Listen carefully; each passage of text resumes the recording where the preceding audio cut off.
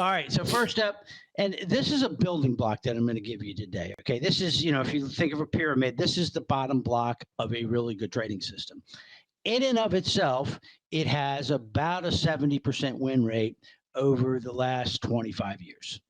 However, it throws off a lot of trades. It's a mean reversion system. It'll throw off a lot of trades. So the returns are outstanding. It's a 70% win rate, but you got to have a cast iron stomach. So if you could take this and begin to lower some fundamentals or other technicals on top of it, you can use this to really start to do something. And it's so simple that when I ran across it, it was pointed out to me, and I said, that can't possibly be correct. And it's just the 5-day RSI under 20. That's all you want to do is calculate a 5-day relative strength index. Even the crappiest software on the market for technical analysis will give you a 5-day RSI. Okay. So you calculate the 5-day RSI, and that's going to be your list of candidates. Now, if you just buy all of the stocks that trade there on a day and sell them when they go back over the 5-day RSI, that system actually makes money and has an absurd, 70% win rate, which is very cool. About a 15% compounded rate of return for like the last 26 years, I think is what we tested. So it's a building block and a building block only. But if you take it from there, you've got a starting universe with a high probability of going up. The other trick to this one, Ryan, is that you must be a master of the stop loss. You're going to want a really tight stop loss on this because, as we all know, stocks that are going down and they get deeply oversold, they're going to do one of two things. They're going to bounce or they're going to keep going lower.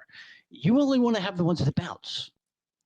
So you've got to have a really tight stop on this so that if it's going to keep going lower, it blows you out. So basically, don't be afraid of cutting things that aren't working.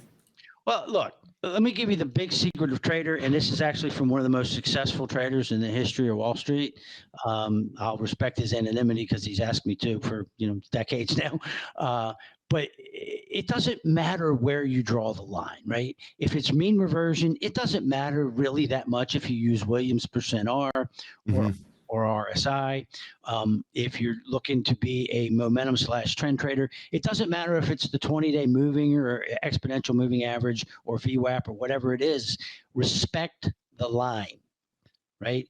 If a signal is given, you're under the 5-day RSI, you take the trade. All of the money is going to be made here because you control your risk, right? If you respect the line, you buy the oversold stocks and you limit your losses, or you buy the cross of VWAP or the cross of a 20-day moving average.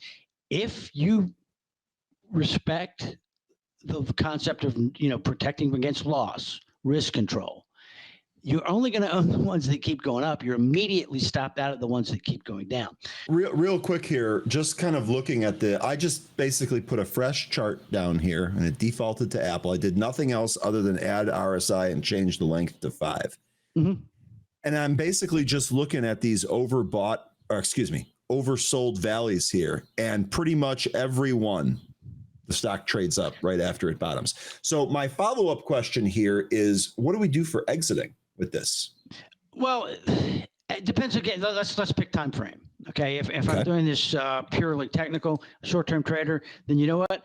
I'm just going now to the an overbought level on the 5-day RSI. Okay.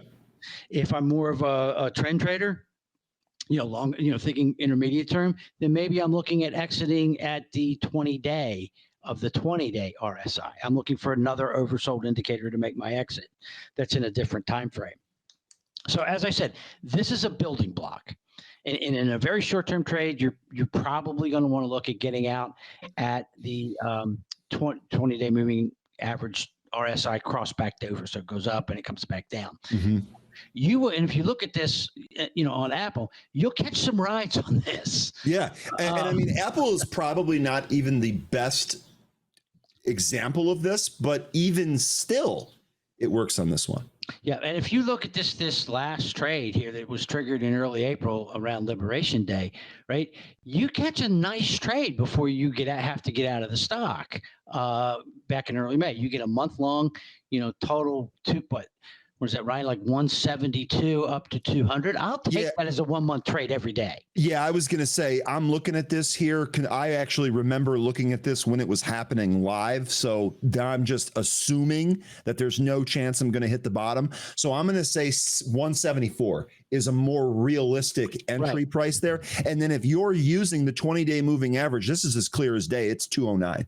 So you tell me if 174 to 209 in a month's time is good. That sounds great to me. Right. And if you use the super overbought level on RSI, you did a few points better. So this is a really strong building block.